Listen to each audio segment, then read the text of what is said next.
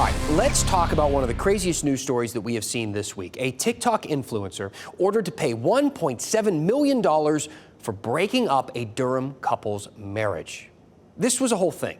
All right, it was a case in civil court. Akira Montague, she accused, Brene Kennard of having an affair with her ex-husband, Tim. He was Kennard's manager, and now he's her husband.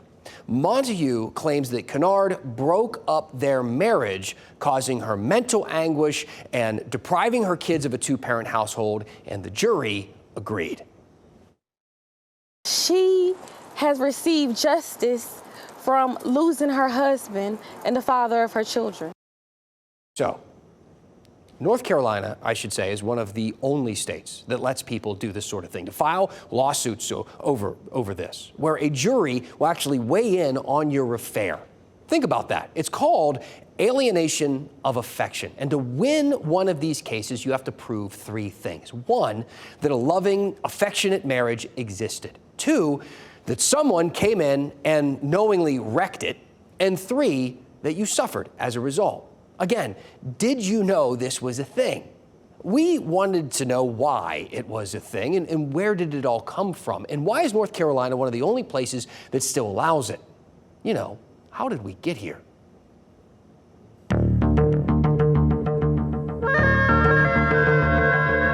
We could take this all the way back to the Teutonic tribes in 105 BC, when a husband could kill a man for sleeping with his wife. But let's skip ahead, shall we, to 1745 and one of the first alienation of affection cases.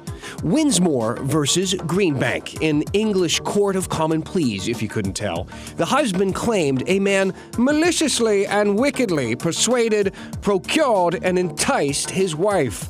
The husband won. At the time, a wife was considered property, and losing that property entitled a husband to compensation.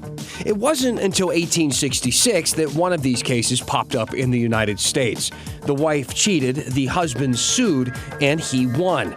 But over the next 50 years, courts and lawmakers ruled wives were not property, and they had equal rights to their husbands. And if their husbands cheated, they could sue too. Suddenly, in the 1930s, lawmakers got worried about blackmail and extortion, saying alienation of affection didn't work anymore.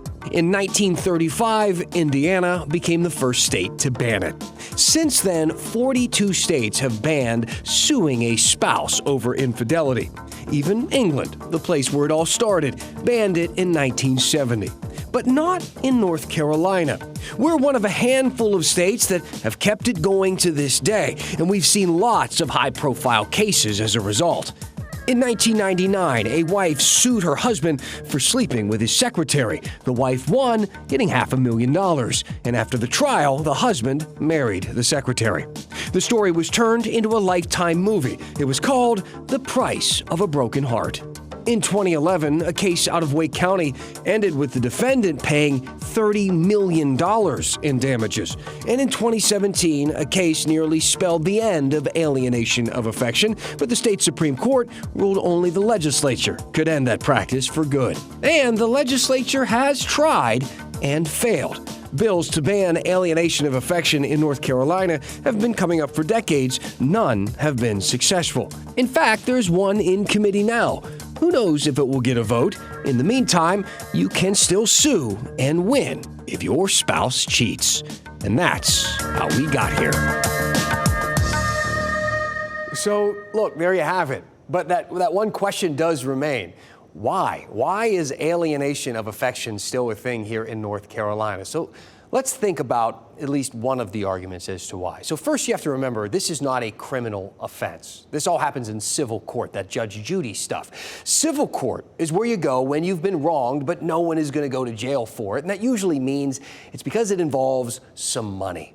Yes, these stories are salacious. You got a married couple, happy by all accounts, and one day a spouse gets seduced by someone who knew they were married and the whole thing goes up in flames. But look, don't forget, a heart isn't the only thing that gets broken in two in a situation like that. Oftentimes, so does everything else. The house, cars, bank accounts, time with the kids, etc.